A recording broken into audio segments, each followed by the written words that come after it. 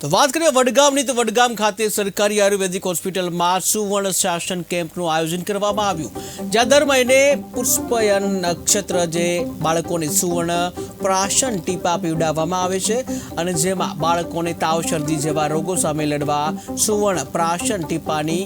જે ઇમ્યુનિટી પાવરમાં વધારો થાય છે, ત્યારે બીજા રોગોથી બચવા પણ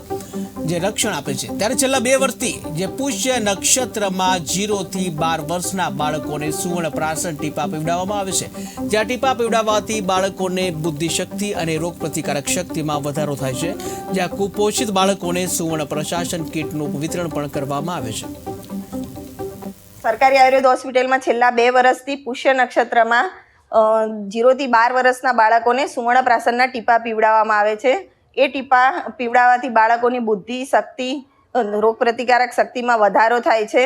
અને બાળકોની ઇમ્યુનિટી પણ વધે છે। બાળક વારંવાર તાવ શરદી ખાંસી આવતું હોય તો એનાથી બાળકોને ઘણો ફાયદો થાય છે। દર મહિનાના પુષ્ય નક્ષત્રની તારીખે વિનામૂલ્યે વડગામ આયુર્વેદ હોસ્પિટલમાં આ ટીપા પીવડાવવામાં આવે છે, તો વડગામની જનતાને અનુરોધ કરીશ કે એનો લાભ લેવા સંપર્ક